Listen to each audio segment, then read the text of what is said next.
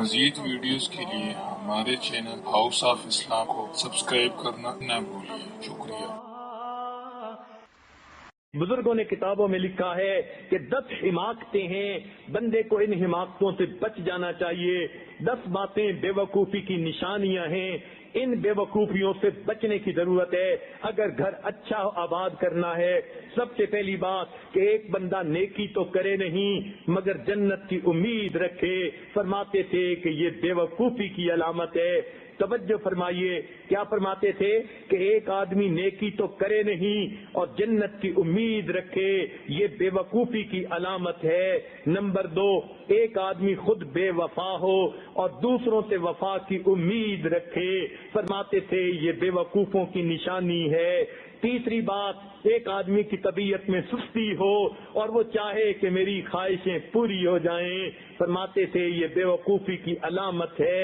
سست آدمی کی خواہشیں کبھی پوری نہیں ہوتی، اپنی خواہشوں کو پورا کرنے کے لیے کام کرنا پڑتا ہے، تو فرماتے تھے کہ سستی ہو بندے کی طبیعت میں اور دل میں امید رکھے کہ میری خواہشات، میرے آبجیکٹو پورے ہو جائیں گے، تو یہ بے وقوفی کی علامت ہے۔ نمبر 4، فرمایا کرتے تھے آدمی اپنے بڑوں کی نافرمانی کرے اور امید رکھے کہ چھوٹے میری فرما برداری کریں گے، فرماتے تھے یہ بے وقوفوں کی علامت ہے۔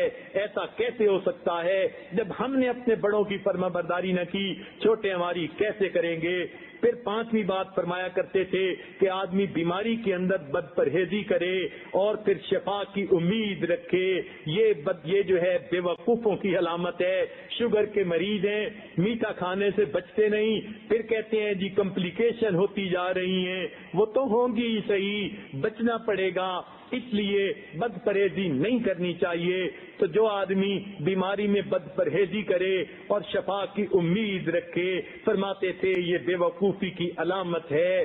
6ٹھی بات فرماتے تھے کہ جو آدمی اپنی آمد سے زیادہ خرچ کرے اور خوشحالی کی امید رکھے، یہ بے وقوفوں کی علامت ہے۔ اور کئی مرتبہ عورتیں ایسی غلطی کر گزرتی ہیں، جتنی چادر اتنے پاؤں پھیلانے چاہیے۔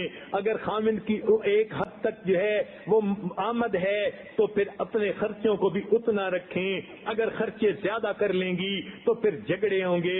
اس لیے فرماتے تھے بزرگ کہ ایک آدمی تنخواہ سے زیادہ خرچ کرے اور پھر خوشحالی کی امید رکھے، یہ بے وقوفی کی علامت ہے۔ 7ویں بات فرماتے تھے کہ مشکل وقت میں لوگوں کی مدد بندہ نہ کرے اور امید رکھے کہ میرے مشکل وقت میں لوگ میری مدد کریں گے، فرماتے تھے یہ بے وقوفوں کی علامت ہے۔